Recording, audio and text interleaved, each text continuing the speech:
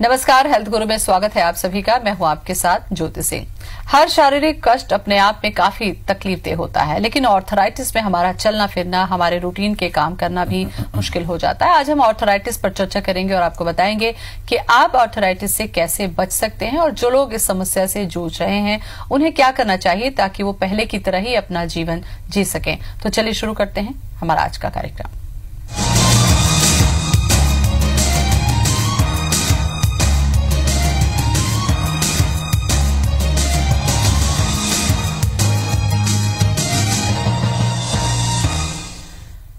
जो दर्शक इस वक्त हमारा कार्यक्रम देख रहे हैं, ऑर्थराइटिस की समस्या से जूझ रहे हैं या फिर घुटनों की तकलीफ या जोड़ों का दर्द वो सहन कर रहे हैं, तो इससे जुड़ी जानकारी अगर आप चाहते हैं तो आप हमें कॉल कर लीजिए। हमारा नंबर है 40087777। अगर आप रायपुर से बाहर के दर्शक हैं तो रायपुर का कोड लगा लें 077 और चर्चा करने के लिए हमारे साथ स्टूडियो में मौजूद हैं श्री मेडिसाइन हॉस्पिटल के senior orthopaedic surgeon doctor Sushil Sharma ji. Sushil ji, बहुत बहुत स्वागत है आपका। थैंक यू डॉक्टर साहब, इस पे ऑर्थराइटिस पर हम पहुंचे उसके पहले हम इसको थोड़ा समझना चाहते हैं कि ऑर्थराइटिस वास्तव में है क्या और इससे जुड़ी जो तकलीफ और लक्षण हैं वो कैसे होती है।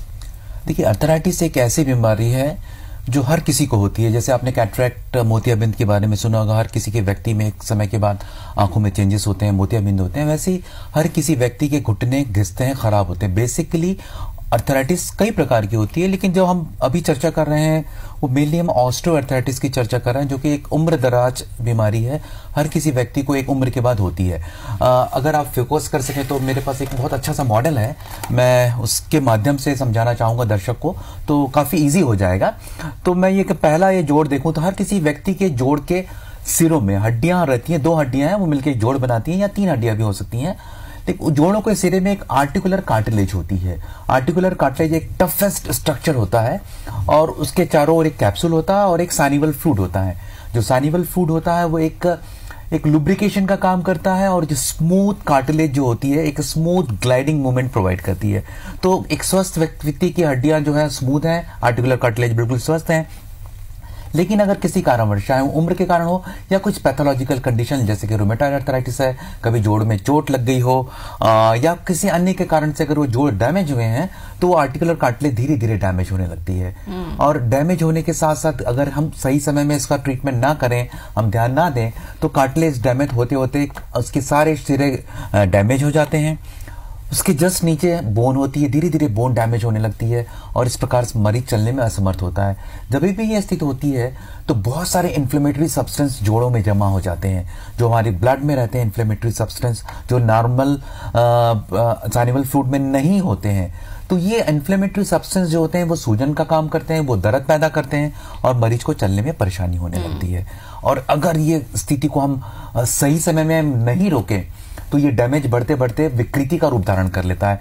आप अपने बहुत सारे पेशेंट्स को देखा होगा, अपने घर में अपने दादी, अपने माँ बाप को देखे होंगे, अपने पेरेंट्स को देखे होंगे कि जोड़ बाहर की ओर या अंदर की ओर घुटने मुड़ जाते हैं। तो ये वायरस या वल्गस डिफॉर्मिटी डिपेंड करता है कि किस तरफ के जोड़ ज्यादा डैमेज हुए हैं, उस प्रकार की डिफॉर्मिटी हो सकती है।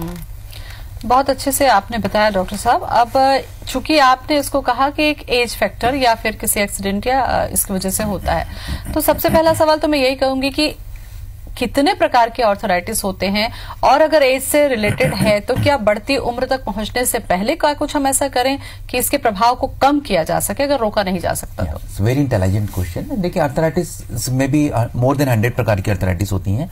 जो कॉमन एज रिलेटेड ऑस्टियोआर्थराइटिस, उसके अलावा रूमेटॉइड अर्थराइटिस है, एंकाइलोजिंग स्पॉन्डिलाइटिस है, रीटर सिंड्रोम है, बहुत सारी हैं। लेकिन हमारी जो कॉमन प्रैक्टिस में देखने के लिए मिलता है ऑस्टियोआर्थराइटिस के अलावा रूमेटॉइड अर्थराइटिस, एंकाइलोजिंग स्पॉन्डिलाइटिस, ये बहुत डे टू डे प्रैक्टिस में हमको देखने के लिए मिलता है। जो रूमेटॉइड अर्थराइटिस है या एंकाइलोजिंग स्पॉन्डिलाइटिस है, वो बेसिकली एक पैथोलॉजिकल कंडीशन है। वो नॉर्मल हर किसी व्यक्ति को नहीं होती अंटिल हमारे शरीर में कुछ ऐसे तत्व पैदा हो जाते हैं जो हमारे जोड़ों के लिए डैमेजिंग होते हैं। वो धीरे धीरे जोड़ों की आर्टिकुलर कार्टिलेज को, जोड़ों की सेल्स को डैमेज करने लगते हैं। तो वो डिफ्रेंशिएट हम करने के लिए बहुत जरूरी है। अगर पेशेंट मेरे पास आता है तो मैं जब तक डिफ्रेंशिएट नहीं करूंगा ये पैथोलॉजिकल अर्थराइटिस है कि ये नॉर्मल एज रिलेटेड अर्थराइटिस है, मैं ट्रीटमेंट प्रोटोकॉल मेरा फिक्स नहीं हो सकेगा। तो बेसिकली जो रूमेटॉइड अर्थराइटिस होता है मरीज को, वो अर्ली एज में चालू हो जाता है। अच्छा। जबकि जो ऑस्टियोआर्थराइटिस होता है वो 50-55 एज के बाद चालू होता है। मतलब 50 ईयर्स तक मेल फीमेल दोनों में ही उतना तकलीफ हो सकती है, लेकिन आफ्टर मेनोपॉज फीमेल में ऑस्टियोआर्थराइटिस होने की संभावना काफी बढ़ जाती है। और जबकि रूमेटॉइड अर्थराइटिस है, मे बी चाइल्ड 7 साल के बच्चे को भी रूमेटॉइड अर्थराइटिस हो सकता है, उसको जुवेनाइल रूमेटॉइड अर्थराइटिस कहते हैं। और उसमें जोड़ के जो डैमेज होते हैं बहुत फास्ट, बहुत तेजी से होते हैं और हड्डियों में भुरभुरापन आ जाता है, हड्डियां भी कमजोर हो जाती हैं और मरीज बहुत कम समय में चलने में लाचार हो जाता है। बिल्कुल। अब इसके बात कर लेते हैं कारण पर। आनुवंशिक को अगर छोड़ दिया जाए डॉक्टर साहब कि कुछ कंडीशन में आनुवंशिक है मान लीजिए, लेकिन उसके अलावा मुख्य तौर पर कौन से ऐसे कारण आप देखते हैं जिसकी वजह से ये कंडीशन जोड़ों में आती है? खासकर घुटनों में हम देखते हैं कि बहुत ज्यादा है, या हाथ के जॉइंट है, कंधे के जॉइंट हैं, या नी के पास में है, तो क्या क्या कारण आप देखते हैं सबसे ज्यादा? एक रीजन जैसे हमने कहा भी मेंशन किया कि रीजन सबसे इंपॉर्टेंट है एज रिलेटेड, जो कि मेजॉरिटी ऑफ पेशेंट में ऑस्टियोआर्थराइटिस होता है। ठीक है। सेकंड रीजन कुछ हार्मोनल इंबैलेंस हो सकता है, ट्रॉमा के कारण हो सकता है, मोटापा। Weight is a very important factor जो हम ओवरलुक करते हैं, क्योंकि अगर पर केजी हमारा वेट बढ़ रहा है तो जॉइंट की लोडिंग 8 टाइम्स ज्यादा बढ़ जाती है। 8 गुना लोड जॉइंट को ज्यादा सहना पड़ता है। तो ऐसे में जो आर्टिकुलर कार्टिलेज है, जो साइनिवल जो उसके मेम्ब्रेन है, उसकी जो कार्टिलेज है, वो डैमेज होने लगती है। तो एज के साथ साथ weight is very very important factors. तो मतलब वजन आपको कम करके रखना चाहिए अगर घुटनों को स्वस्थ रखना है। एग्जैक्टली। और दूसरा न्यूट्रिशन का एक बहुत बड़ा रोल है। अगर हम न्यूट्रिशन सही नहीं ले रहे हैं, एक्सरसाइज का बहुत बड़ा रोल है। हम अगर एक्सरसाइज नहीं कर रहे हैं तो हमारी जो बोन मिनरल डेंसिटी है, हड्डियों का घनत्व, वो कम हो जाता है। तो हड्डियों का घनत्व कम होने से हड्डियां जल्दी डैमेज होने लगती हैं। अगर हम न्यूट्रिशन सही नहीं ले रहे हैं, कैल्शियम नहीं ले रहे हैं, कोलेजन सही मात्रा में नहीं जा रहा, जो हमारे डाइटरी सप्लीमेंट्स हैं सारी है, हम जो नेचुरल खाना खाते हैं सब में सारे तत्व रहते हैं। अगर हम बैलेंस डाइट ले रहे हैं, प्रोटीन सही मात्रा में ले रहे हैं, तो सारे तत्व हमको मिलते रहेंगे और हमारे जोड़ स्वस्थ रहेंगे। खाना और एक्सरसाइज, ये जो 2 चीज है, मुझे लगता है कि लास्ट में जब हम कार्यक्रम का समापन करें उस समय पर मैं आपसे विस्तार से चर्चा करूंगी। यहाँ पर जो चीजें अब हम देख लेते हैं कि जब इस तरीके की तकलीफ शुरू होती है, उस समय का जो लक्षण होता है, क्या आपको लगता है कि लक्षण को सही समय पर पकड़ लेने से आगे चल के जो बीमारी की गंभीरता होनी है उस पर कंट्रोल किया जा सकता है? यस, बिल्कुल। अगर हम समय रहते हैं, हम समझ जाएं कि हमको अर्थराइटिस हो रही, क्योंकि अर्थराइटिस की ग्रेडिंग होती है। ग्रेड 1 टू ग्रेड 3 ग्रेड्स होती हैं। अगर हम अर्ली स्टेज में हम ग्रेड 1 में कैचअप कर लें, पेशेंट अगर डॉक्टर के पास आता है और डॉक्टर उसे सही सलाह देता है और डॉक्टर और मरीज उस सलाह को मानता है, तो हम प्रोग्रेस को काफी डिफर कर सकते हैं। अगर स्टेज 1 में आया तो हम कुछ एंटी इन्फ्लेमेटरी दवाइयां देते हैं जो कि अंदर के जो इन्फ्लेमेटरी सब्सटेंस है वो जमा ना हो पाए और मरीज को जो डैमेज हो रहा है वो कम हो जाए। या रूमेटॉइड अर्थराइटिस का पेशेंट अर्ली स्टेज में आता है तो डिजीज मॉडिफाइंग ड्रग्स होती हैं कुछ, जो कि उसके जो इम्यूनोलॉजिकल जो तत्व हैं उनको कम करके और जोड़ों के डैमेज को भी कम कर देती है। प्लस एक्सरसाइज, फिजिकल थेरेपी, इसका बहुत बहुत इंपॉर्टेंट रोल है। अगर मरीज स्ट्रिक्ट फिजिकल थेरेपी करता है, फॉलो करता है डॉक्टर की जो सलाह को, दवाइयां समय पे लेता है और कुछ वेट कम करता है, तो डेफिनेटली हम उस जोड़ के जो डैमेज हो रहा है उसको डिफर कर सकते हैं, कम कर सकते हैं। जी। मनीष जुड़ चुके हैं रायगढ़ से हमारे साथ में। मनीष, स्वागत है आपका, सवाल पूछ सकते हैं आप।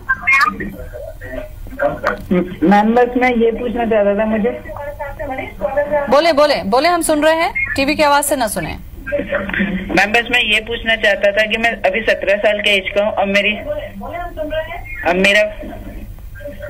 मेरा वेट 75 है।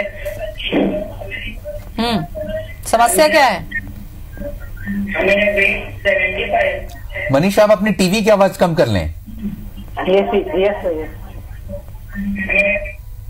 सवाल करिए। बस मैं ये पूछना चाहता हूँ कि मतलब मुझे आर्थराइटिस हो गया, पर मुझे घुटनों के साथ मेरे पैरों के पाम में और ये हाथ की हड्डियां थोड़ी बड़ी बड़ी दिख रही हैं, तो मुझे इसलिए मतलब इसमें मैं थोड़ा देखिए मनीष, मैं आपकी बात समझ रहा हूँ, आप थोड़ा सा प्रोएक्टिव हो रहे हैं। तो सबसे पहले देखिए वेट की बात करूं तो वेट 75 kg वेट होना कोई बहुत ज्यादा ओवर वेट की कैटेगरी में जब तक नहीं मैं बोलूंगा जब तक मुझे आपकी हाइट नहीं पता हो। और यूजुअली जो एक कॉमन मैं फॉर्मूला बता दूं, 100 माइनस आपकी हाइट इन सेंटीमीटर करने तो लगभग उतना आपका वेट होना चाहिए। तो वेट आप देख लीजिएगा। प्लस अगर हड्डियों के आसपास आपको ऐसा सूजन या कुछ एबनॉर्मल लगता है तो कृपया करके आपके पास के ऑर्थोपेडिक सर्जन के पास चले जाएं और उनसे कंसल्ट कर ले। लेकिन नॉर्मल ऑस्टियोआर्थराइटिस की एज नहीं है आपकी, एबनॉर्मल जो रूमेटॉइड आर्थराइटिस या कुछ पैथोलॉजिकल कंडीशन की बात कर रहा था मैं, तो वो आप डॉक्टर के पास जाके कोई जरूरी टेस्ट अगर आपके डॉक्टर सजेस्ट करते हैं तो प्लीज करवा लीजिएगा। घुटनों पर जिक्र हम थोड़ा फोकस हम ज्यादा करेंगे डॉक्टर साहब, क्योंकि घुटने अगर तकलीफ देते हैं तो जिंदगी में जो सामान्य कामकाज है वो भी बहुत डिस्टर्ब होते हैं और बहुत तेज दर्द होता है इसमें। तो घुटनों के लिए जो मेडिसिन चलती है आप लोगों की वो चलती है, उसके अलावा कई बार ये देखते हैं कि डाइट एक्सरसाइज से ही बहुत सारी तकलीफ दूर होती है। तो डाइट में किस तरीके से लेना चाहिए, क्योंकि महिलाओं के लिए ज्यादा मैं फोकस कर रही हूँ, क्योंकि मेनोपॉज के बाद में या पहले वो ध्यान नहीं देती हैं, उनके बारे में कुछ बताइए। देखिए, एक बेसिक हमारे 3 तत्व होते हैं जो उनको हमारे डे टू डे हमारे फूड में हमको मिलता है। एक कार्बोहाइड्रेट है, एक प्रोटीन है, एक फैट है। तो इन सब का कॉम्बिनेशन हमारी लाइफ में बहुत जरूरी है। लेकिन अगर हम कुछ स्पेशल डाइट ले रहे हैं, हमको वेट रिडक्शन करना है, तो हमको डेफिनेटली कार्बोहाइड्रेट कम करके प्रोटीन की मात्रा बढ़ाना चाहिए।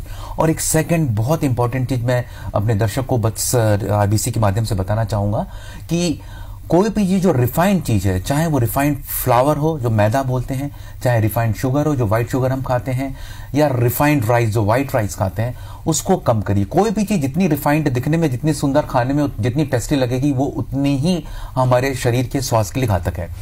अभी शुगर के बारे में एक अमेरिकन मेडिकल एसोसिएशन में ये कहा गया है कि sugar is as dangerous as smoking cigarette और ड्रिंकिंग अल्कोहल। तो अगर हम रिफाइंड शुगर लेते हैं तो सीधा ये डायरेक्ट हमारा वेट बढ़ाता है, डायरेक्ट जो कोलेस्ट्रॉल में कन्वर्ट होता है और हमारी धमनियों में जम के हार्ट अटैक का खतरा पैदा कर सकता है। तो शक्कर की मात्रा कम करें। हम यूजुअली हम कैलकुलेट करते हैं कि मीठा हम नहीं खाते, हम मिठाई नहीं खाते, लेकिन हम चाय अगर 5 बार पी के 2-2 चम्मच उसमें शुगर ले रहे हैं तो शायद वो हमारे जो परमिसेबल लिमिट है कहीं उससे ज्यादा है, क्योंकि परमिसेबल लिमिट शुगर का सिर्फ 2 से 3 चम्मच होती है जो हेल्दी परमिसेबल लिमिट है। सेकेंडली, प्रोटीन की मात्रा आप ज्यादा बढ़ाएं। प्रोटीन कई लोग कह रहे थे कि प्रोटीन में क्या लें हम, तो प्रोटीन में बहुत सारी चीजें हम ले सकते हैं। अगर आप वेजिटेरियन हैं तो आपके पास पनीर का ऑप्शन है, आपके पास टोफू का ऑप्शन है, जो सोयाबीन है उसका ऑप्शन है, आप दाल खा सकते हैं, राजमा खा सकते हैं। तो ये बहुत सारी चीजें, लेकिन बैलेंस। ऐसा आप हेल्दी चीज है उसको आप बहुत ज्यादा खा लें तो वो अनहेल्दी हो जाएगी। तो बैलेंस करके आप कैलोरी कैलकुलेशन करके या अपने डाइटिशियन से सलाह लेके आप प्रोटीन की मात्रा शरीर में बढ़ाएं, कार्बोहाइड्रेट की मात्रा कम करें, तो डेफिनेटली आपकी जो शरीर नॉट ओनली बोन, मसल्स के लिए भी बहुत इंपॉर्टेंट है, क्योंकि हड्डियों के अलावा मसल का स्वस्थ होना भी उतना जरूरी है। अगर आपकी मसल्स वीक हैं तो आप देखेंगे आपका पोस्चर चेंज हो जाता है, आप झुक के खड़े हैं, आप सीधा इरेक्ट नहीं खड़े हो पाते। तो मसल का भी साथ साथ, बोन के साथ साथ मसल का भी हेल्दी होना बहुत जरूरी है। अमर जुड़ चुके हैं गरियाबंद से। अमर, स्वागत है आपका, पूछिए सवाल। जी डॉक्टर साहब नमस्कार। जी नमस्कार सर, बोलिए। सर जी, 3 साल पहले मैं बाइक से गिर गया था जी। तो उस समय सर मेरे को दर्द तो लीजिए थे कंधे पे और चोट लगा था मेरे कंधे पे जी। तो 3 साल बाद सर बहुत दर्द दिया। उसके बाद मैंने सर वो सीटी स्कैन, MRI बहुत सारे जांच कराए, लेकिन उसमें कुछ नहीं आया सर, और दर्द देता ही रहता है। सर आपके रेंज ऑफ मूवमेंट कितना, हाथ पूरा उठा पाते हैं आप? नहीं सर, बहुत दर्द देता है सर जी। नहीं, हाथ जब उठाते हैं तो आपको काफी तकलीफ होती, दर्द होता है? जी जी सर। अगर आपकी MRI नॉर्मल है और आपको हाथ उठाने में तकलीफ है, रेंज ऑफ मूवमेंट मतलब पूरा आप जो जितना रेंज होना चाहिए वो रिस्ट्रिक्टेड है, आपको रात में ज्यादा तकलीफ होती है, कपड़े पहनने में तकलीफ होती है, दर्द होता है, ऐसा होता है? हाँ सर, होता है सर। तो अगर मैंने एग्जामिन तो नहीं किया, बट जो मेरा कंक्लूजन है आपके सिम्टम से मैं कर सकता हूं कि आपके जो कैप्सूल्स हैं, क्योंकि आपको चोट लगी हुई है उस समय इनिशियली आपको पेन हुआ होगा तो हाथ का मूवमेंट आपने ज्यादा नहीं किया होगा, तो जॉइंट के जो कैप्सूल हैं वो आपके श्रिंक हो रहे हैं। ये कंडीशन को पेरी अर्थराइटिस हम लोग बोलते हैं या एडहेसिव कैप्सुलाइटिस बोलते हैं। तो उस कारण से ये तकलीफ हो सकती है। आप किसी अच्छे ऑर्थोपेडिक सर्जन को दिखा के आप मेरी जो डायग्नोसिस है उसको कंफर्म करके, और ट्रीटमेंट बिल्कुल संभव है, फिजिकल थेरेपी से बिल्कुल आप ठीक हो सकते हैं। सूरजपुर से सुरेंद्र हमारे साथ में जुड़ चुके हैं। सुरेंद्र, स्वागत है आपका, पूछिए सवाल। टीवी की आवाज आप सबसे पहले कम कर दीजिए और सीधे सवाल पूछिए, वक्त जाया ना करें। चलिए, तो टीवी की आवाज हमारे दर्शक सुनते हैं, लगातार हम कोशिश करते हैं। डॉक्टर साहब, ब्रेक पर जब जा रहे थे उसके पहले मैंने आपसे पूछा था कि कैल्शियम को लेकर लोगों को ये पता है कि अगर आप कैल्शियम लेते हैं तो आपकी हड्डियां मजबूत होंगी, और यही वजह है कि कुछ लोग अक्सर ये होता है कि मेडिकल से ले लिया और ये अपने मन से उन्होंने ट्रीटमेंट कर लिया। कैल्शियम का क्या रोल है और कब हमें ये खाना चाहिए? देखिए, कैल्शियम एक हमारे बॉडी का बहुत ही एक इम्पॉर्टेंट एलिमेंट है, मेजर मैक्रो एलिमेंट्स हैं। कैल्शियम सिर्फ हड्डियों के लिए नहीं बल्कि मसल्स के कॉन्ट्रैक्शन में भी बहुत मेजर रोल होता है।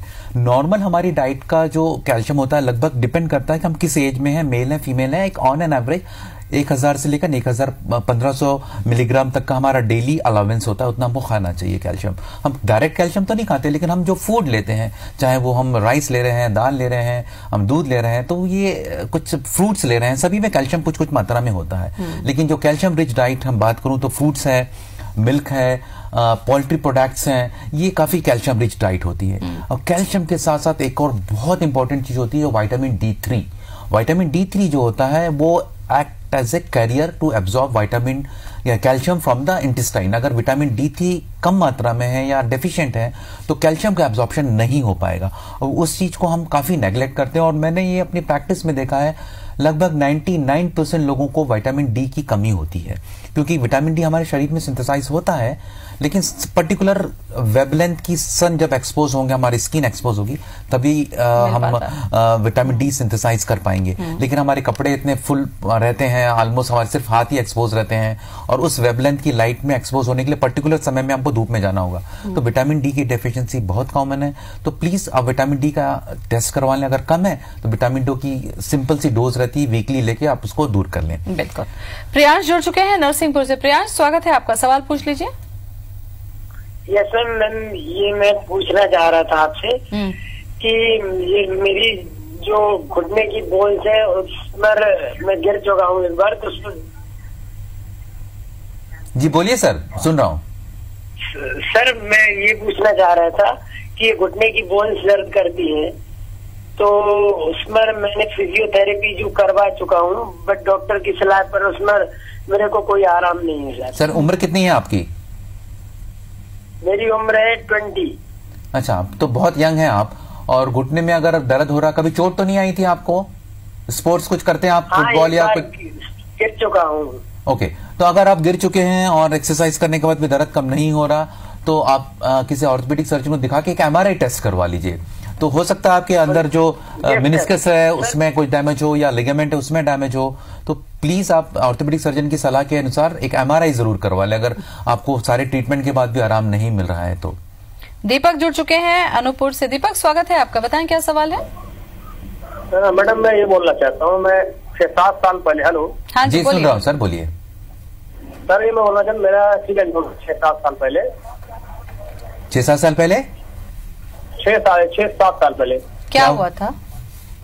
जी एक्सीडेंट हो गया था। तो एक्चुअली क्या मेरा पैर बहुत दिक्कत करता है, लिगामेंट साथ कोई प्रॉब्लम MRI करवाया मैं जी, और मैं चलता हूँ तो पैर धड़कना पड़ा था मेरा जी। तो जी मैं समझ गया आपकी प्रॉब्लम। आपको एंटीरियर क्रूशिएट लिगामेंट का प्रॉब्लम टियर हुआ होगा चोट लगने से। और जब भी एक और ये कारण, जैसे हम चर्चा कर रहे थे कि इस कारण से अर्थराइटिस होती है, तो अगर ACL किसी व्यक्ति का चाहे स्पोर्ट्स एक्टिविटी से या एक्सीडेंट के कारण ACL जो एंटीरियर क्रूशिएट लिगामेंट होता है, जो एक मेजर लिगामेंट होता है जो घुटनों की दोनों हड्डियों को बांध के रखता है, अगर वो डैमेज हुआ है तो अर्थराइटिस के चांसेस काफी ज्यादा बढ़ जाते हैं। स्पेशली मीडियल कंपार्टमेंट के अंदर की तरफ का जो कंपार्टमेंट घुटने का है, उसमें अर्थराइटिस के चांसेस मोर देन 20% बढ़ जाते हैं। प्लस आप चल रहे हैं तो आपको लंगड़ाहट, ऐसा लगेगा कि आपके पैर हिल रहे हैं, आप किसी ऊबड़ खाबड़ जगह में चलने में परेशानी होगी, तेज चलने में परेशानी होगी। तो आप यंग हैं तो 100% आप आर्थोस्कोपिक आजकल बहुत अच्छे से आसानी से सर्जरी होती है, वो लिगामेंट का रिकंस्ट्रक्शन जरूर करवा लें आप। बिल्कुल। डॉक्टर साहब, इलाज की कितनी संभावना है किसी भी स्तर पर? जी बेसिकली अगर ऑस्टियोआर्थराइटिस में ट्रीटमेंट की बात करें तो पेशेंट हमारे पास आता है तो हम सबसे पहले स्टेजिंग कर लेते हैं कि ग्रेड 1, ग्रेड 2, ग्रेड 3 क्या है। The first and foremost treatment is simple basic analgesic drug like paracetamol हम चालू करते हैं। बहुत ही हाई ग्रेड, बहुत ही स्ट्रॉन्ग एनाल्जेसिक मैं कभी फेवर नहीं करता चालू करने के। प्लस फिजिकल थेरेपी का बहुत ही इंपॉर्टेंट रोल है। एक्सरसाइज, फिजिकल थेरेपी मैं फिजियोथेरेपिस्ट के पास जाने की सलाह इसलिए देता हूं क्योंकि वो सुपरवाइज तरीके से कुछ कोई अगर कुछ फिजिकल थेरेपी कराएगा तो डेफिनेटली उसका फायदा होता है। अगर ग्रेड 2 में आया तो बहुत सारे ऑप्शन हमारे पास अवेलेबल होते हैं, लाइक कुछ इंजेक्शंस होते हैं जो लुब्रिकेशंस घुटने के ठीक करते हैं, तो वो लगाने से काफी पेशेंट को आराम मिलता है। लेकिन अगर एंड स्टेज अर्थराइटिस है, मरीज के पैर मुड़ चुके हैं, 2 कदम चलने में परेशानी हो रही है, एक्टिविटी ऑफ डेली लिविंग नहीं कर पा रहा है, जो भजन पूजन है या शादी में जाना है, सोशल एंगेजमेंट में जाना है, तो वो भी जाने में चलने में परेशानी हो रही है, तो मैं डेफिनेटली मरीज को सर्जरी की सलाह देता हूँ। Surgery basically joint replacement.